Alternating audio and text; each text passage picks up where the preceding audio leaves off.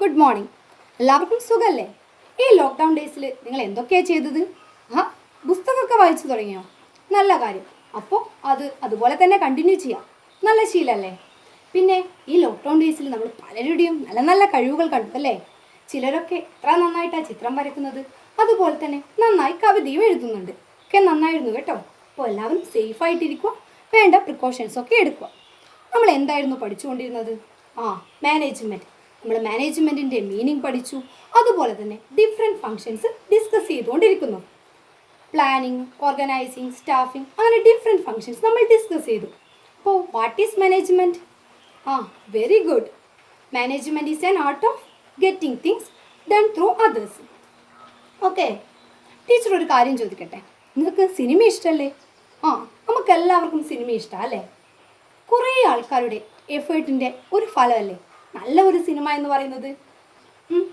അപ്പോൾ എല്ലാ ആക്ടേഴ്സും അവർക്ക് കിട്ടിയ ഇൻസ്ട്രക്ഷനനുസരിച്ച് അല്ലെങ്കിൽ ഗൈഡ് ലൈൻസിനനുസരിച്ച് നല്ല പെർഫോമൻസ് കാഴ്ചവെക്കുന്നു. സിനിമയിൽ ആരാ ഇൻസ്ട്രക്ഷനും ഗൈഡ് ലൈൻസും ഒക്കെ പ്രൊവൈഡ് ചെയ്യുന്നത്? ഡയറക്ടർ. ഡയറക്ടർ തൻ്റെ മനസ്സിലുള്ള ആശയം അത് നല്ല രീതിയിൽ ആക്ടേഴ്സിന് കമ്മ്യൂണിക്കേറ്റ് ചെയ്ത് കൊടുക്കുന്നു. അപ്പോൾ അതുപോലെ തന്നെ ആക്ടേഴ്സ് നന്നായി പെർഫോം ചെയ്യുന്നു. അപ്പോൾ ഒരു നല്ല സിനിമ ഉണ്ടാകുന്നു അല്ലേ? ഇപ്പോൾ ഉള്ള സിനിമയിലൊക്കെ നമ്മൾ കാണാറുണ്ട് ഡയറക്ടർ ബ്രില്യൻസൊക്കെ. അതെന്തുകൊണ്ടാണ്? ഡയറക്ടർ തൻ്റെ ജോലി അത് നല്ല രീതിയിൽ ചെയ്തു, അതുകൊണ്ട് ഒരു നല്ല സിനിമയുണ്ടായി അല്ലേ? നമുക്കും നമ്മുടെ ഡെയിലി ലൈഫിൽ ഇങ്ങനെ കുറേയേറെ ഇൻസ്ട്രക്ഷൻസും ഗൈഡ് ലൈൻസും ഒക്കെ കിട്ടുന്നുണ്ട് അല്ലേ? നമ്മുടെ വീട്ടിൽ നിന്ന് നമുക്ക് ഇൻസ്ട്രക്ഷൻസും ഗൈഡ് ലൈൻസും ഒക്കെ തരുന്നത് ആരാ? നമ്മുടെ രക്ഷിതാക്കൾ. നമ്മുടെ രക്ഷിതാക്കൾ നമുക്ക് പല ഇൻസ്ട്രക്ഷൻസും ഗൈഡ് ലൈൻസും പ്രൊവൈഡ് ചെയ്യുന്നുണ്ട് അല്ലേ? അത് ചിലപ്പോൾ നമുക്ക് ഉപദേശം അത്ര നല്ലതെല്ലാം തോന്നും അല്ലേ? പക്ഷേ അത് നമ്മുടെ നന്മയ്ക്ക് വേണ്ടിയല്ലേ? അപ്പോൾ അത് നമ്മൾ അനുസരിക്കണം. അതുപോലെ തന്നെ സ്കൂളിലെ കാര്യം എടുത്താലോ, ടീച്ചർ ഒരു അസൈൻമെൻറ്റ് തന്നു. അപ്പോൾ ആ അസൈൻമെൻറ്റ് എങ്ങനെ കംപ്ലീറ്റ് ചെയ്യണം, അതിൽ എന്തൊക്കെ പോയിൻറ്റ്സ് ഉൾപ്പെടുത്തണം, അത് എപ്പോഴാണ് സബ്മിറ്റ് ചെയ്യേണ്ടത്, അങ്ങനെയൊക്കെ ടീച്ചർ നിങ്ങൾക്ക് പ്രോപ്പറായിട്ടുള്ള ഗൈഡ് ലൈൻസും ഇൻസ്ട്രക്ഷൻസും പ്രൊവൈഡ് ചെയ്യും അല്ലേ? അപ്പോൾ അത് നിങ്ങൾ സമയത്ത് തന്നെ കംപ്ലീറ്റ് ചെയ്യും, സബ്മിറ്റ് ചെയ്യും. അവിടെ ടൈംലി കംപ്ലീഷൻ എന്നൊരു ഒബ്ജക്റ്റീവ് നമ്മൾ അച്ചീവ് ചെയ്യുന്നു. ഓക്കെ, ഈ സമയത്ത് നമ്മൾ കുറേ ഇൻസ്ട്രക്ഷൻസും ഗൈഡ് ലൈൻസും കേൾക്കുന്നുണ്ടല്ലേ? എന്താ, നമ്മളിപ്പോൾ COVID-19 എന്ന മഹാമാരിയെ ഡിഫീറ്റ് ചെയ്യാനുള്ള ശ്രമത്തിലാണ്. അപ്പോൾ നമ്മൾ ജസ്റ്റ് ഒന്ന് കോൾ ചെയ്യുമ്പോൾ തന്നെ എന്താ കേൾക്കുന്നത്? ഗൈഡ് ലൈൻസും ഇൻസ്ട്രക്ഷൻസും തന്നെയല്ലേ. എന്താ അത്? തുമ്മുമ്പോഴും ചുമക്കുമ്പോഴും തൂവാല കൊണ്ട് വായ, മൂക്ക് ഇത് മറക്കണം അല്ലേ? അതുപോലെ തന്നെ അനാവശ്യമായി പുറത്തേക്ക് ഇറങ്ങാൻ പാടില്ല, മാസ്ക് നിർബന്ധമായും ഉപയോഗിക്കണം. ഇതൊക്കെ കുറേ ഇൻസ്ട്രക്ഷൻസും ഗൈഡ് ലൈൻസും ആണല്ലേ. അതിൻ്റെ മെയിൻ എയിം എന്താ? To prevent COVID-19. അതുപോലെ തന്നെ ഓർഗനൈസേഷൻ്റെ കാര്യത്തിലും എംപ്ലോയീസിന് ടോപ്പ് മാനേജ്മെൻറ്റ് കുറേ ഇൻസ്ട്രക്ഷൻസും ഗൈഡ് ലൈൻസും പ്രൊവൈഡ് ചെയ്യുന്നുണ്ട്. അതെന്തിനാ? ഓർഗനൈസേഷൻ്റെ ഒബ്ജക്റ്റീവ് അച്ചീവ് ചെയ്യുന്നത്. അതുപോലെ ഇങ്ങനെയുള്ള ഇൻസ്ട്രക്ഷൻസ്, ഗൈഡ് ലൈൻസ് അല്ലെങ്കിൽ കൗൺസിലിംഗ്, മോട്ടിവേഷൻ എംപ്ലോയീസിന് മാനേജ്മെൻറ്റ് പ്രൊവൈഡ് ചെയ്യുന്ന പ്രോസസ്സിനെ നമ്മൾ ഡയറക്റ്റിംഗ് എന്ന് പറയും. അപ്പോൾ നമ്മൾ ഇന്ന് ഡിസ്കസ് ചെയ്യാൻ പോകുന്നത് മാനേജ്മെൻറ്റിൻ്റെ ഇമ്പോർട്ടൻറ്റ് ഫംഗ്ഷൻ അതുപോലെ തന്നെ കീ ഫംഗ്ഷനുമായ ഡയറക്റ്റിങ്ങിനെ പറ്റിയാണ്. അപ്പോൾ നമുക്ക് ഡയറക്റ്റിങ്ങിൻ്റെ മീനിങ് നോക്കിയാലോ? എല്ലാവരും സ്ലൈഡിലേക്ക് ശ്രദ്ധിക്കാം. Meaning of directing. Directing refers to the process of instructing, guiding, counseling, motivating and leading people in the organization to achieve objectives. എന്താ ഡയറക്റ്റിംഗ്? ഡയറക്റ്റിംഗ് എന്ന് പറയുന്നത് ഒരു ഓർഗനൈസേഷനിലെ എംപ്ലോയീസിനെ ഇൻസ്ട്രക്ട് ചെയ്യുന്നു, ഗൈഡ് ചെയ്യുന്നു, കൗൺസിൽ ചെയ്യുന്നു, അതുപോലെ മോട്ടിവേറ്റ് ചെയ്യുന്നു. എന്താ അതിൻ്റെ മെയിൻ എയിം? ഓർഗനൈസേഷൻ്റെ ഒബ്ജക്റ്റീവ്സ് അച്ചീവ് ചെയ്യുക അല്ലേ? നമ്മുടെ സ്കൂളിലായാലും നമുക്കൊരു കൗൺസിലിംഗ് വിങ് ഒക്കെ ഉണ്ട് അല്ലേ? എന്തിനാ?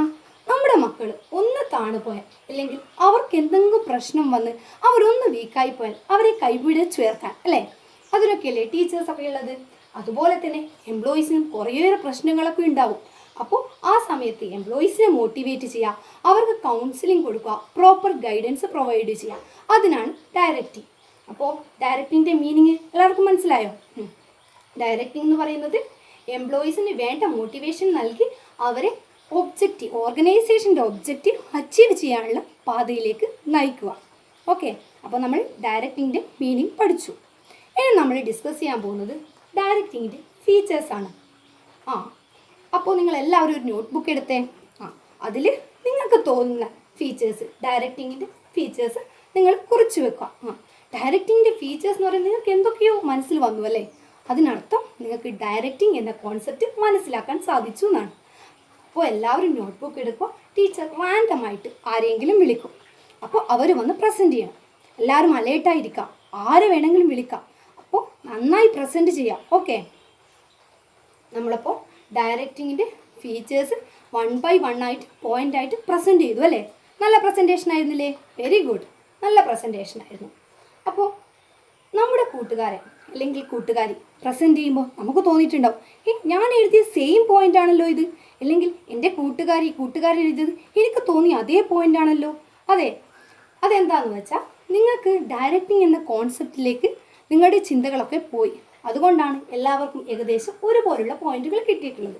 ഇനി നിങ്ങൾ പ്രസൻറ്റ് ചെയ്ത ഈ പോയിൻ്റ് എല്ലാം ടീച്ചർ ക്രോഡീകരിച്ച് അറേഞ്ച് ചെയ്ത് ഒരു സ്ലൈഡിലാക്കി വെച്ചിട്ടുണ്ട്. നമുക്കപ്പോൾ ആ സ്ലൈഡ് നോക്കിയാലോ? Features of directing. First one, directing initiates action. നമ്മൾ മാനേജ്മെൻറ്റിൻ്റെ ഡിഫറെൻറ്റ് ഫങ്ഷൻസ് പഠിച്ചു അല്ലേ? ഫസ്റ്റ് നമ്മൾ പ്ലാനിങ്, പിന്നെ ഓർഗനൈസിങ് ആൻഡ് സ്റ്റാഫിങ്, അത് 3 പഠിച്ചു അല്ലേ?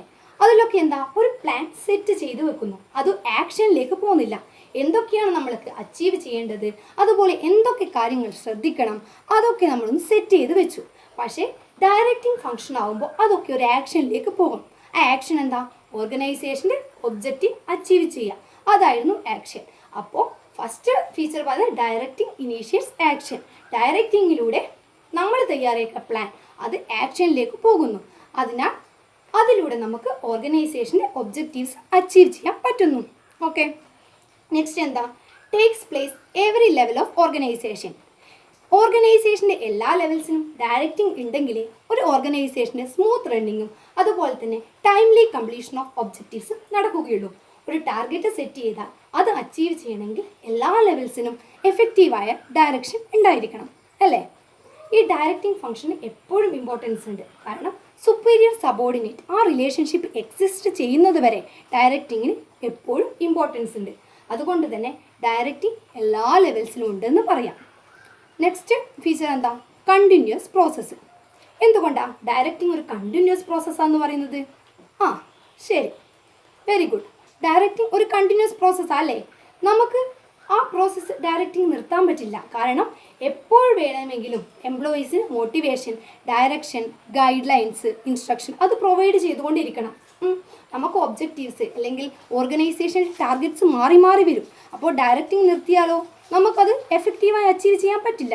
അതുകൊണ്ട് തന്നെ ഓരോ ടാർഗറ്റിനനുസരിച്ചുള്ള ഗൈഡ് ലൈൻസ് മാനേജ്മെൻറ്റ് പ്രോപ്പറായി എംപ്ലോയീസിന് പ്രൊവൈഡ് ചെയ്ത് കൊടുക്കേണ്ടതുണ്ട്. അതുകൊണ്ട് ഡയറക്റ്റിംഗ് ഒരു കണ്ടിന്യൂസ് പ്രോസസ്സാണെന്ന് പറയാം.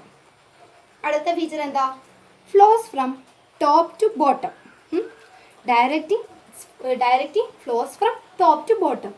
നമ്മൾ മാനേജ്മെൻറ്റിൻ്റെ ഡിഫറെൻറ്റ് ലെവൽസ് പഠിച്ചു അല്ലേ? മാനേജ്മെൻറ്റിൻ്റെ ഡിഫറെൻറ്റ് ലെവൽസ് എന്തൊക്കെയാണ്? Good. Top level, middle level and lower level. Okay, അപ്പോൾ ഡയറക്റ്റിംഗ് എന്ന് പറയുന്നത് ടോപ്പ് ലെവലിൽ നിന്ന് ലോവർ ലെവലിലേക്കാണ് ഫ്ലോ ചെയ്യുന്നത്. ടോപ്പ് മാനേജ്മെൻറ്റ് അവരുടെ ഇമ്മീഡിയറ്റ് സബോർഡിനേറ്റ്സിന് വേണ്ട ഇൻസ്ട്രക്ഷൻസ് കൊടുക്കുന്നു. അത് അവർ മനസ്സിലാക്കുകയും അത് നെക്സ്റ്റ് തന്നെ അവരെ ഇമ്മീഡിയറ്റ് സബോർഡിനേറ്റ്സിന് ട്രാൻസ്ഫർ ചെയ്യുകയും ചെയ്യുന്നു. അപ്പോൾ ആ ഡയറക്ഷൻസ്, ഗൈഡ് ലൈൻസ് മാനേജ്മെൻറ്റ് അവരുടെ ഇമ്മീഡിയറ്റ് സബോർഡിനേറ്റ്സിന് കൊടുക്കും. അത് ട്രാൻസ്ഫർ ചെയ്ത് പോകും ടോപ്പ് ലെവലിൽ നിന്ന് മിഡിൽ ലെവലിലേക്ക്, പിന്നെ അത് ലോവർ ലെവലിലേക്ക് പോകും. അപ്പോൾ പറയാം directing top to bottom. Directing flow ചെയ്യുന്നത് ടോപ്പ് ടു ബോട്ടം ആണെന്ന് അല്ലേ? എങ്കിൽ മാത്രമേ കറക്റ്റായ വേയിലൂടെ ഓർഗനൈസേഷൻ്റെ ഒബ്ജക്റ്റീവ്സ് അച്ചീവ് ചെയ്യാൻ പറ്റും. നമ്മളിപ്പോൾ 4 ഫീച്ചേഴ്സ് ഡിസ്കസ് ചെയ്തു അല്ലേ? എന്തൊക്കെയായിരുന്നു? Directing initiates action, takes place every level of organization. പിന്നെ directing is a continuous process and flows from top to bottom. എല്ലാവർക്കും മനസ്സിലായില്ലേ? എന്തെങ്കിലും ഡൗട്ട് ഉണ്ടെങ്കിൽ ചോദിക്കണം കേട്ടോ. ഓക്കെ, അപ്പോൾ നമ്മൾ ഇന്ന് ഡയറക്റ്റിങ്ങിൻ്റെ മീനിങ് പഠിച്ചു, അതുപോലെ തന്നെ ഡയറക്റ്റിങ്ങിൻ്റെ ഫീച്ചേഴ്സും പഠിച്ചു. എല്ലാവർക്കും അത് മനസ്സിലായി എന്ന് വിചാരിക്കുന്നു. ഇനി നിങ്ങൾ നാളെ വരുമ്പോൾ ഒരു നോട്ട്ബുക്കിൽ നമ്മൾ ഇന്ന് പഠിച്ച മീനിങ്ങും ഫീച്ചേഴ്സും ഒരു നോട്ടായിട്ട് എഴുതണം. അത് നിങ്ങൾക്ക് മനസ്സിലാകുന്ന രീതിയിൽ, അത് നിങ്ങൾക്ക് പെട്ടെന്ന് പഠിക്കാൻ രീതി, പരീക്ഷയ്ക്കൊക്കെ നിങ്ങൾ പെട്ടെന്ന് വായിക്കാൻ പറ്റുന്ന രീതിയിലുള്ള ഒരു നോട്ടായിരിക്കണം. നിങ്ങൾക്ക് വായിക്കാൻ പറ്റുന്ന രീതിയിൽ നിങ്ങൾ മനസ്സിലാക്കിയ കാര്യങ്ങൾ എഴുതുക. എന്നാൽ മാത്രമേ പ്രോപ്പർ അണ്ടർസ്റ്റാൻഡിങ് നടക്കുകയുള്ളൂ. അതുകൊണ്ട് നിങ്ങളുടേതായ രീതിയിൽ നോട്ട് പ്രിപ്പയർ ചെയ്യണം. ഓക്കെ. പിന്നെ നമ്മുടെ ജീവിതത്തിലും നമ്മളിങ്ങനെ കുറേയേറെ കാര്യങ്ങൾ ഫേസ് ചെയ്തിട്ടുണ്ടാവും. എന്ത്, ഒരു പ്രോപ്പർ ഗൈഡൻസ് ഇല്ലാത്തതുകൊണ്ട്, അല്ലെങ്കിൽ ആ സമയത്ത് എനിക്ക് നല്ലൊരു മോട്ടിവേഷൻ കിട്ടിയിരുന്നെങ്കിൽ എങ്കിൽ ഞാനത് നന്നായി പെർഫോം ചെയ്യുമായിരുന്നു. അല്ലെങ്കിൽ ഏതെങ്കിലും ഒരു ഗോൾ എനിക്ക് അച്ചീവ് ചെയ്യാൻ പറ്റിയില്ല, കാരണം പ്രോപ്പർ ഗൈഡൻസ് എനിക്ക് കിട്ടിയില്ല എന്നായിരിക്കും. പക്ഷെ ഇപ്പോൾ ആലോചിക്കുമ്പോൾ അതെനിക്ക് ഇനി അച്ചീവ് ചെയ്യാൻ പറ്റും എന്ന് തോന്നുന്നുണ്ടാകും. അങ്ങനെയുള്ള ഏതെങ്കിലും ഒരു സന്ദർഭം നിങ്ങളുടെ ജീവിതത്തിൽ ഉണ്ടായിട്ടുണ്ടെങ്കിൽ അത് ജസ്റ്റ് ഒന്ന് നോട്ട് ചെയ്ത് വെക്കാം. നമുക്ക് നാളെ അതൊന്ന് ഡിസ്കസ് ചെയ്യാം, എല്ലാവരും എക്സ്പീരിയൻസും ഷെയർ ചെയ്യാം. അപ്പോൾ നമുക്ക് ഡയറക്റ്റിൻ്റെ ഇമ്പോർട്ടൻസ് കൂടി മനസ്സിലാക്കാൻ പറ്റും അല്ലേ. അപ്പോൾ നമുക്ക് എല്ലാവരുടെ എക്സ്പീരിയൻസ് ഷെയർ ചെയ്യാം, ഡയറക്റ്റിങ്ങിന് നമ്മുടെ ജീവിതത്തിൽ എത്രത്തോളം ഇമ്പോർട്ടൻസ് ഉണ്ടെന്ന് മനസ്സിലാക്കാം. ഓക്കെ. ഇനി ടീച്ചർ ഒരു മാനേജ്മെൻറ്റ് കോട്ട് നിങ്ങൾക്ക് ഷെയർ ചെയ്യാം. Increasingly management's role is not to organise work but to direct passion and purpose. ഇത് മാനേജ്മെൻറ്റിൻ്റെ ഒരു നല്ല കോട്ടാണല്ലേ. എന്താ ഇതിൽ പറയുന്നത്? ഒരു മാനേജർ എങ്ങനെ എംപ്ലോയീസിനെ മോട്ടിവേറ്റ് ചെയ്യണം, ഡയറക്റ്റ് ചെയ്യണം എന്നുള്ള രീതിയിൽ അല്ലേ. ആ കോട്ട് പറയുന്നത് ഒരു നല്ല മാനേജർ എങ്ങനെയുള്ള ആളായിരിക്കണം, തൻ്റെ കീഴിലുള്ള എംപ്ലോയീസിനെ എൻകറേജ് ചെയ്യുകയും അതുപോലെ അവരുടെ പാഷൻസും സ്കിൽസും വളർത്തിയെടുക്കുന്ന രീതിയിലുള്ള ഒരു ആളായിരിക്കണം. അത് നമുക്ക് ഡയറക്റ്റിങ്ങിലൂടെ സാധ്യമാകും. Okay, thank you.